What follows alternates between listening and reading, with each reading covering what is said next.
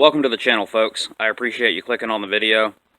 A couple nights ago, I took the 68 Satellite Daily Driver here out to the Roxboro Drag Strip for Freaky Friday night and test and tune for the first time since the Magnum swap and for the first time since about 2012. I'm really happy with the results that I got, and I ended up overshooting my estimated time by about half a second. I told myself that I'd be happy if I could get the car down to 9.50, and I ended up running consistent 880s with the car.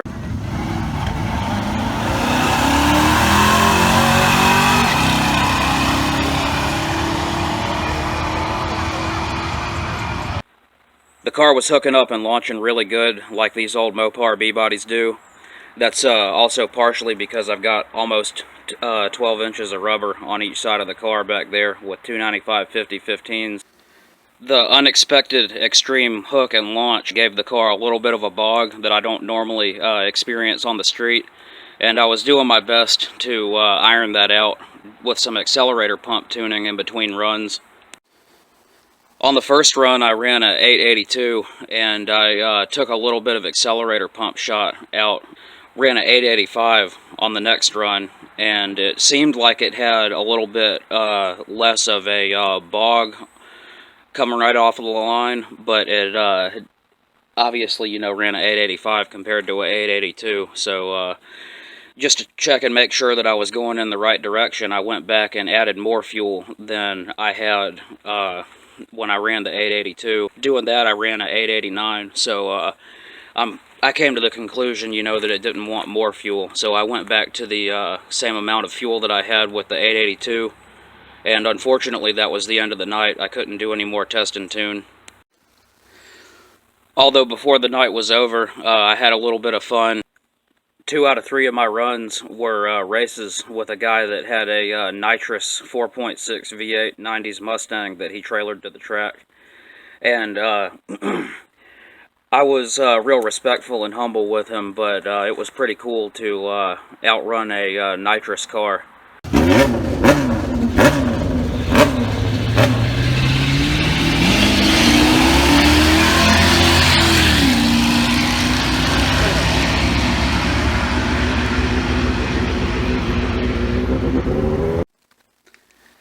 There's a lot of people, including the guy with that Mustang, that are spraying their way into the 9s, and I completely overshot that all motor and ended up in the high 8s with a lot of room for improvement.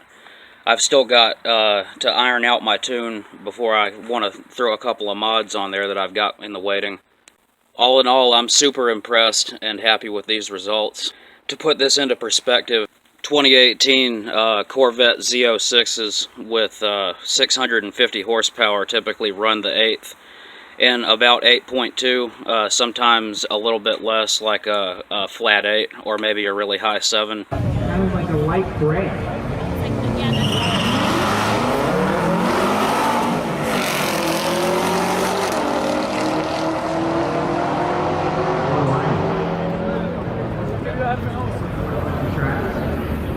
Jeff Wick, this is the guy. To be, within the same second as a 650 horsepower limited edition modern Corvette with a $400 carbureted junkyard motor is impressive, and I'm 100% sure that I can get down to 8.50 with ironing out my tune and a couple of little mods that I've got in the waiting, and I think there's a pretty good chance I can get down to 8 flat as long as I play my cards right. 8 flat without nitrous, that is. I've got a 100 shot, 125 shot, or 150 shot put away that I can put on this car when the time is right.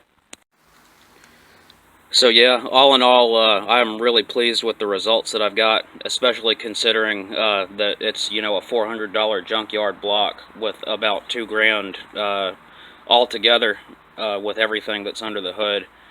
And also especially considering, that the first time I went out there to Roxboro Dragway back in 2010, I think I ran like a mid-12 or something like that. And I've got a bunch of my old time slips, but I think I might have crumpled that one up and threw it away.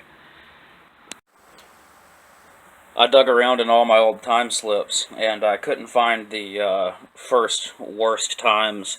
Probably threw all that stuff away, but I, of course, found the best time that I ran with the 273 V8 and the 355 gear.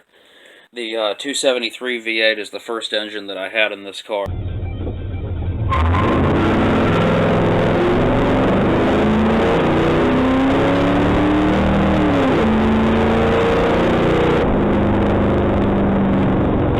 And it was a solid lift, 10.25 to 1 compression, 235 horsepower factory 4-barrel 273.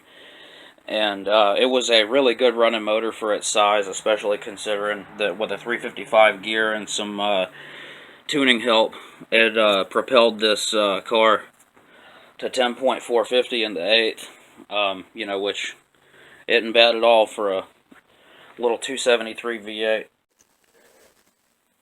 I did find a couple of earlier examples of when the car had the 273 V8 and the 276 rear gear, and I felt like these were worth keeping. I got outran by both a white 80s Mustang spraying nitrous and a white turbocharged Civic hatchback. The race with the Civic was super close, and a couple of people watching from the side told me that it looked like I should have won, but you know, who am I to judge? Of course, the timing stuff should be accurate, but the funny thing is, he only ran a 10.547, so if I had the 355 gear like I did on this time slip, I could have beat him with a 10.450 or something in that neighborhood. And the nitrous Fox body ran a 8.953, which is just a little bit slower than what my car is running right now. So if I happened up on that exact same car in the same configuration, you know, like my car is now, it'd be a little bit different story. One interesting difference is that the mile per hour was about 65 or 65 and a half. Back when I had the taller gears, and interestingly, my mile per hour went up a couple to about 68 and a half, or a little over 68, after switching to a lower gear with lower top speed in each gear. So it's kind of interesting how much the lower gear helped out in not only the time department, but it also added speed. Overall, changing to the 355 gear and installing an open carb spacer and a quicker opening secondary spring and some accelerator pump tuning modifications, all that stuff put together added up to about a half a second. The car was running high 10s, about 10.8, 10.9, with the lame gear and not so great of a carb setup. And after a little bit of carb tweaking and better gear, got about a half a second out of it. These slips are from just the other night. In case you guys were curious, I'm running at about 79 miles an hour now, and the Mustang that I was racing against was, where was it? Running about 9.7.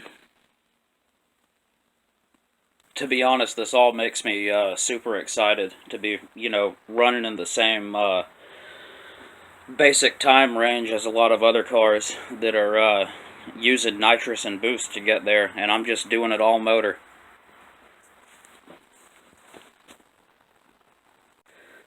Now, I tried to get some good video footage of the races while I was there. I managed to snap one good picture, but unfortunately I lost all the video data that I recorded while I was there. Lucky for me, though, my buddy John, a friend of mine that I met through my business, painting cars for him before, was there, and he took some videos of me doing my burnout and racing that Mustang all 3 times. So, big thanks to him for recording me when he saw me there at the strip. We didn't even know that each other was going to be there that night, so it just worked out really good for me. And if you're watching this, thanks a lot, John. I really appreciate it, man.